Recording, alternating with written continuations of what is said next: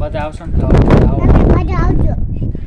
Hello friends, તો કેમ છો તમે બધા? સ્વાગત છે મારા નવા બ્લોગ્સમાં. અત્યારે 2 દિવસથી ખૂબ જ વરસાદ છે અને સાંજ પડી ગઈ છે અને આપણે વિચાર્યું એવું કે આવા ટાઢોળાનું ભજીયા ખાવાની ખૂબ મજા આવે, એટલે આપણે અત્યારે ભજીયા બનાવી છીએ. ગુજરાતમાં એવું કોઈ નહીં હોય કે જે ચોમાસું આવતા અને વરસાદ ફૂલ આવતા કોઈ ભજીયા ન બનાવે. ઓલમોસ્ટ બધા ભજીયા બનાવતા જ હોય અને આપણે પણ અત્યારે ભજીયા બનાવશું. તો જોતા રહેજો આ વિડીયોને એન્ડ સુધી. તો સૌથી પહેલાં આપણે ચણાનો લોટ નાખી લઈશું. હવે નાખીશું સોડા, પછી નાખીશું અજમો અને પછી નાખીએ આપણે મીઠું સ્વાદ અનુસાર, થોડીક હળદર, અને હવે આપણે એને મિક્સ કરી નાખીશું અને એનું આપણે રબડું કરશું. તો ઓલમોસ્ટ આપણે હવે રબડું તૈયાર થઈ ગયું છે અને હવે આપણે ગોટા બનાવવા માટે બટેકા જે બાફેલા છે તે પણ કરીશું. મેં અહીં પહેલેથી જ બટેકા બાફેલા રાખ્યા હતા. ચાખે છો?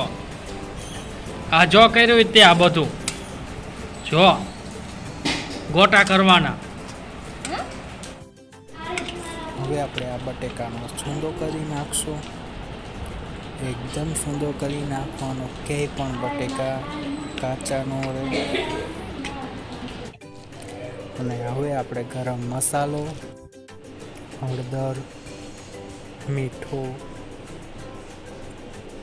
ધાણા જીરું અને આપણે ખાંડેલો મસાલો એડ કરીશું. આપણે મરચાંના ભજીયા બનાવવા માટે આપણે થોડાક મરચાંને પણ કટિંગ કરી લઈશું. હવે આપણા ભજીયા બનાવી.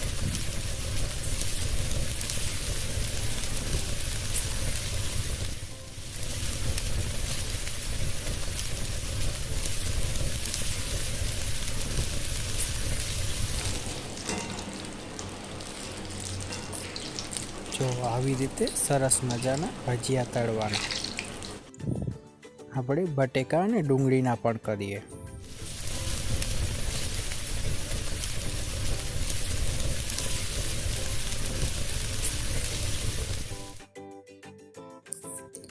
ભજીયા એવી રીતે બનાવવાના જે ખાતા રહી જાય અને મોઢામાં પાણી આવતું રહી જાય એવા ભજીયા બનાવવાના. હું તો ઘણા ટાઈમથી પણ ભજીયા બનાવું છું, તમે પણ એકવાર ટ્રાય કરો.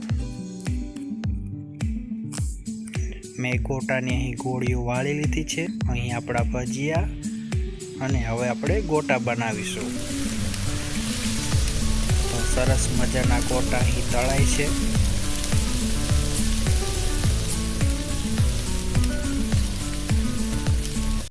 આપણા ભજીયા બનીને થઈ ગયા છે તૈયાર. એકદમ સરસ મજાના ગોટા બનાવ્યા છે અને બટેકાની વેફરના છે અને મરચાના ભજીયા છે. તો તમે પણ બનાવો આવા ચોમાસાની સિઝનમાં ગરમા ગરમ ભજીયા. તો મળીએ છીએ નેક્સ્ટ બ્લોગમાં. તો આ વિડીયોને લાઈક, શેર અને સબસ્ક્રાઇબ કરો અને હાલો તમારે પણ જો ગોટાના ભજીયા ખાવા હોય તો